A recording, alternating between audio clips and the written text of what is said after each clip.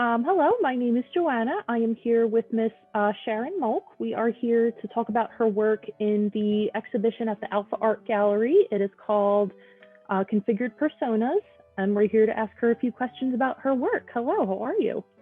Hi, I'm good. Well, first, my name I go by for my artwork is Sharon Sayegh. So Okay, just, but okay, yeah. Yeah, that's, I've noticed that you kind of have both. Is it just, yeah, I just go by that. That's okay, my maiden name, and that's the name I just keep with my artwork. But sometimes the two get interchanged. But right. Okay, well, we will keep it at that then, definitely. So let's get right into your work. Is there like a way that you chose your medium? Like, is it like significant at all to you? I think I've tried many different mediums. I've worked in, of course, drawing and silver point.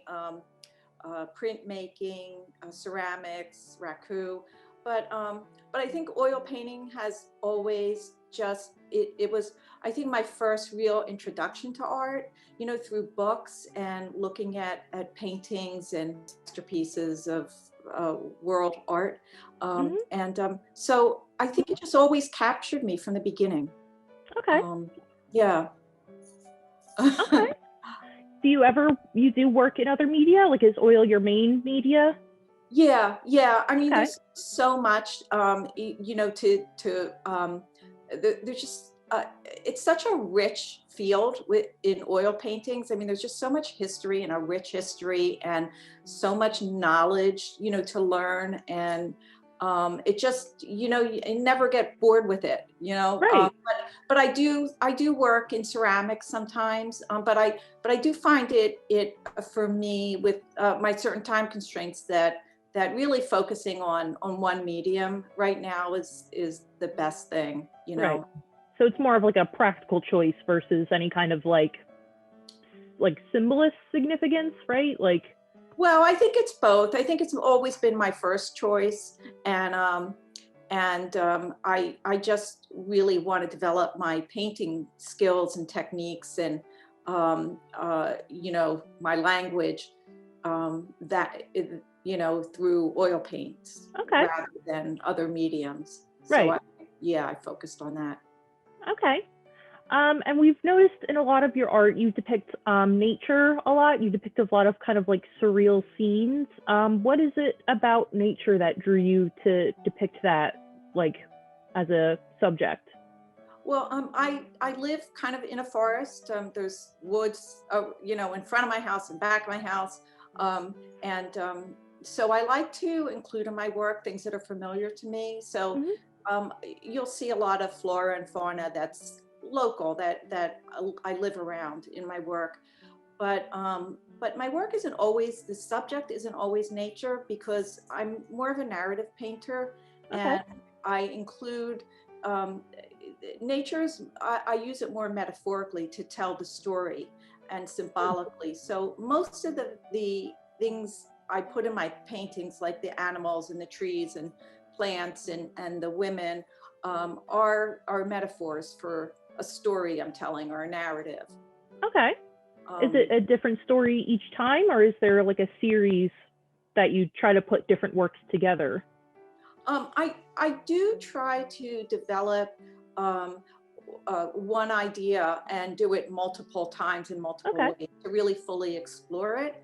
So in that way, I'll have maybe 4 or 5 paintings that are related, because they're on the same topic. Right. But um, but my work's influenced by um, there are many different sources. So it's either political situations, it's something I saw on TV, it's something I read, just my life, things that happen. Sure. So the sources, for my ideas are many. Okay. Um, Yeah. yeah. No, that makes sense. Yeah. Has your background been an influence at all, like in your work? What do you mean? Or just, I mean, like, I don't know, maybe like your personal experiences, like, does that, or is it just, do you just draw inspiration from like things around you at the moment? Um, I have done a series on my childhood, on going back to childhood and how we um, kind of revere youth. So I did a series on that. So I will draw from my childhood Okay. some, ideas and but as of now, I haven't really found one topic and one subject that is going to be, all I'm going to paint Right. forever. Right. Sure. Um, No, it makes sense that it would kind of evolve over time, yeah, I think eventually I'll put it all together, Mm-hmm. and I'll be able to do that more. I feel like developing and growing as an artist and as a person. Sure. So as I do that, um, I can bring all of my interests together Sure. in, in like one piece, Right. and work that way, if that Okay. makes sense. Interesting. Yeah. So, I mean, we keep kind of talking about the subject of your paintings. I personally find your work really, really interesting from like a surreal point of view. Like I've always thought surrealism was a really interesting thing to kind of explore. And I think your work reflects that a lot. Like there's a lot of kind of anamorphic figures and interesting scenes. Like, do you draw inspiration from like actual dreams at all? Like, do you ever like kind of dream like in painting and then want to kind of depict that? I have had dreams that, parts of the dreams I want to put in a painting. Okay. So I have had that, but I see myself as a more of a magical realist type of artist, and I think what you're responding to in my work is that all the elements in it, almost all of them, have some meaning. So if there's a Okay. bird in it, there's some reason that bird is there, and or that particular bird was chosen, or a particular animal. So it's all woven together into a story that may not be obvious to the viewer, but I think, like you do, like you'll pick up something in there and you'll wonder, what is that about? What does that Hmm. mean? Why is that there? Yeah. So nothing is, by like, not mistake, but nothing is like a coincidence. Everything's intentional. Yeah, pretty much. I mean, Right. it evolves. I mean, as I might plan out a painting in the beginning, but Hmm. as I'm working on it, ideas or things that I've been exposed to since I started that painting might Right. find a way into it, or might, send it in a different direction. Okay. Um, so then I'll bring elements in, so it can be layers of stories in there in each Okay. painting that I'm telling. That, Okay. So is like storytelling, is that something that kind of made you want to become a career artist? Like what was it about that like drew you to doing that for a career? I think I always saw myself as an artist, but I find that, if I think like you become a lawyer, that starts influencing who you are and how Hmm. you behave as a person. It kind of permeates, your life and your relationships, how you interact with people. And I just think, I mean, right or wrong, for better or for worse, when I was young, I just decided that being an artist was more true to myself. And um, um, and so it was just Yeah. that kind of choice, that's the person I wanted to be. Okay. Yeah, no, that makes sense. I think a lot of it, you kind of start young. I feel like when you're an artist, or at least like kind of that influence is there. A lot of people don't always have like the means to become a career artist, but I feel like a lot of people say that they kind of feel that influence young, you Yeah, know?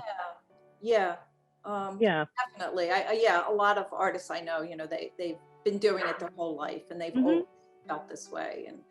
Um, and no matter what job I was doing, it was always to come home and to make art. Hmm. That always seemed to be, at the end of the day, that's what I want to do. Right. So No, yeah, I think that's nice. Yeah.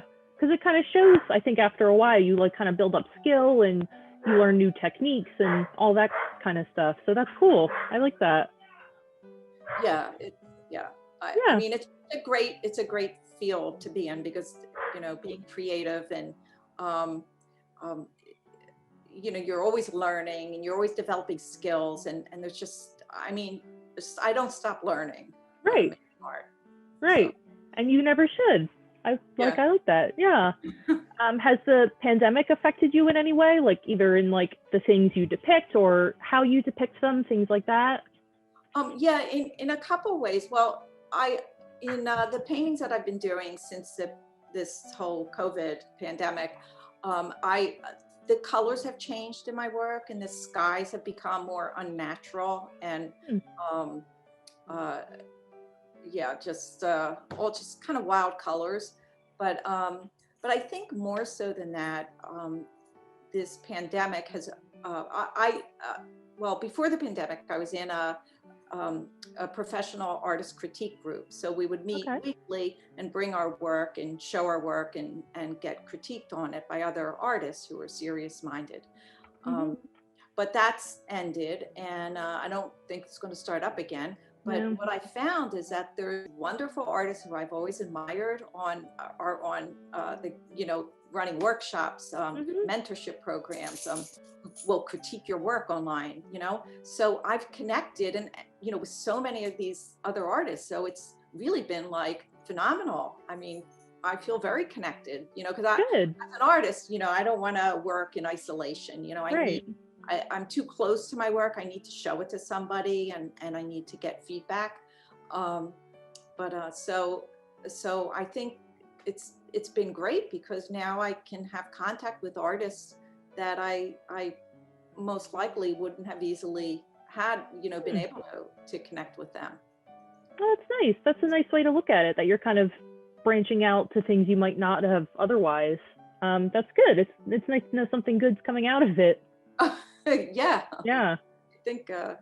I think so. I mean, right now I'm in a mentorship program with Brad Kunkel and Martin Whitfoot, who are two of my favorite magical realist artists. So, it's like 14 weeks long. So when would I have this opportunity to, to talk to them and interact with them and talk about art and get feedback. So. Well, that's good. Yeah. I mean, I always like hearing good things coming out of the pandemic, whether it's people spending more time like with their families or, working on themselves and their, works. Like, I mean, it's just nice to hear good things for once, right? Yeah. I did that. I had my kids and my grandkids living with me for 3 months. Yeah. Okay. So we did that family thing. Good. Well, yeah. Hopefully you didn't, get on each other's nerves too often, because that can be a long time. Yeah. Yeah, it was rough with 2 little kids trying. Good. Good. It was good. It was great. Good. So you've shown a couple different pieces in this show in particular. Is there any work that you have in this show that's like a favorite?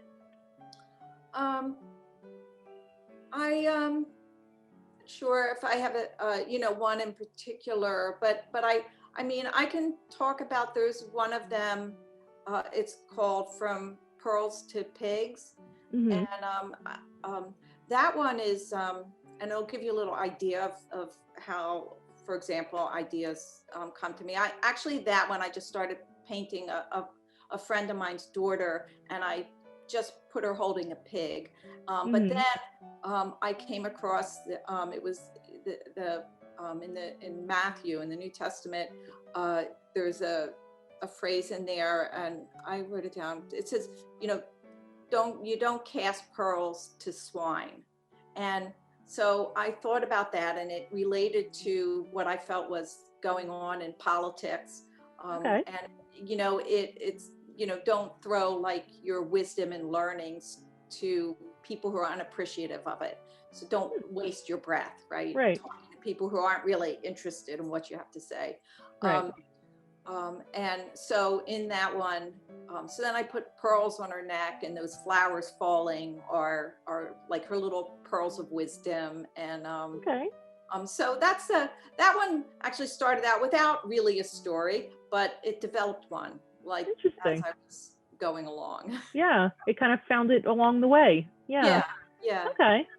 Yeah, I mean, it's always fascinating to me hearing how people come up with the things that they paint, especially when work like yours, where there's a lot of detail and, like you said, everything's intentional. So it's interesting that you sometimes start with a story and go from there, and sometimes it doesn't start with a story and then it kind of develops one on its own. Yeah, That's yeah. interesting. Yeah, that one, and that's unusual. Usually I start with some Hmm. concept in mind, because it's the narrative that takes me through the whole piece, because I need to get to the end. I need to complete a painting. But if I'm not interested enough in it, I just like, I'll abandon it. Right. So it's that narrative that has Okay. to be important to me to Interesting. get me to finish Okay. it. So just, I had one last question. Is there, when people do view your work, is there anything in particular you'd like for them to take away from your work? Um, yeah, I think I want my work to have a very broad kind of appeal. I want people to appreciate my technique, Okay. and I continue to develop that and work on all of this. But my technique and my ideas, and also I want the piece to be visually attractive and beautiful, just to look at for just simple enjoyment, or somebody who doesn't know anything about art, or doesn't, just to be interested in wanting to look at it. Um, and all aspects of it. I wanted to have depth and ideas and thought put into it, and um, just I want it to be appreciated on many levels. Okay.